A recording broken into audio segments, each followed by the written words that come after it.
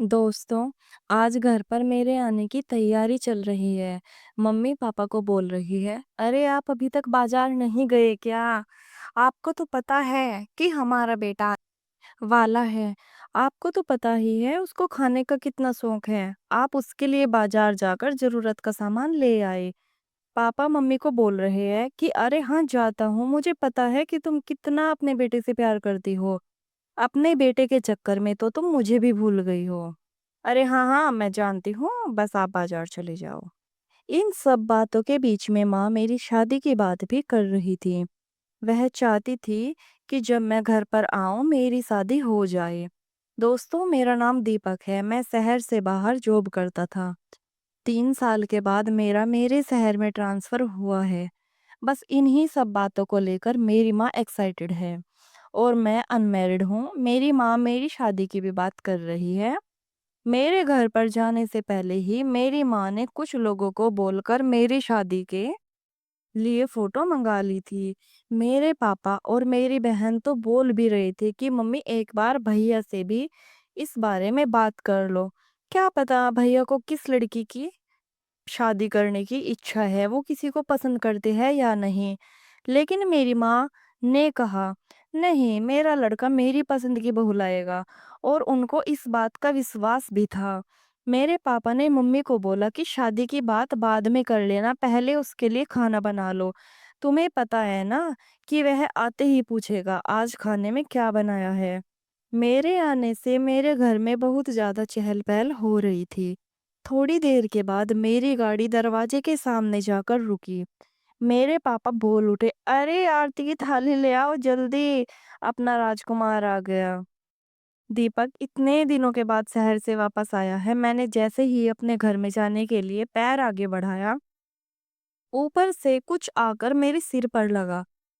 मैंने ऊपर देखा तो एक बहुत ही ज्यादा सुंदर लड़की खड़ी हुई थी।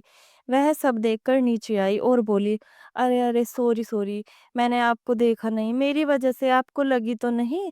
मैंने पहले तो उसको ध्यान से देखा और बोला, नहीं मैं ठीक हूँ, मुझे चोट नहीं लगी है। उसने मुझे कई बार सॉरी बोला और वहां से अपने घर के लिए निकल गई। वह हमारे घर के सामने वाले घर में रहती थी। उनकी बालकनी और मेरी बालकनी बिल्कुल आमने सामने थी। उस लड़की को पेड़ पौधों का बहुत ज्यादा शौक था। मेरी बहन मुझे उसके बारे में बताती रहती थी। मुझे पता चला कि उसका नाम रिया चौधरी है और वह ग्रेजुएट है और पेड़ पौधों से बहुत ज्यादा प्यार करती है। उसको देखने के लिए मैं भी अपनी बालकनी में चला गया। थोड़ी देर तक वह नहीं आई, लेकिन कुछ देर इंतजार करने के बाद वहां पर आ गई और हम दोनों की बातचीत बढ़ गई। कुछ दिनों तक ऐसे ही सब कुछ नॉर्मल चलता रहा। हमारे नंबर भी एक्सचेंज हो गए थे। मेरी बहन तो इस बारे में जान भी चुकी थी और मुझे चिढ़ाती रहती थी। लेकिन मैं अभी किसी को कुछ भी नहीं बोलना चाहता था। एक दिन रिया ने बोला, क्या तुम मुझसे शादी नहीं करोगे या फिर मुझे ऐसे ही झूठे दिलासा देते रहोगे? मैंने कहा, नहीं यार, ऐसा कुछ भी नहीं है, मैं तो तुमसे शादी करना चाहता हूँ। लेकिन पता नहीं क्या करूं, मेरी समझ में नहीं आ रहा। रिया ने मुझे हौसला दिया और बोला, एक बार अपने पापा से बात कर लो।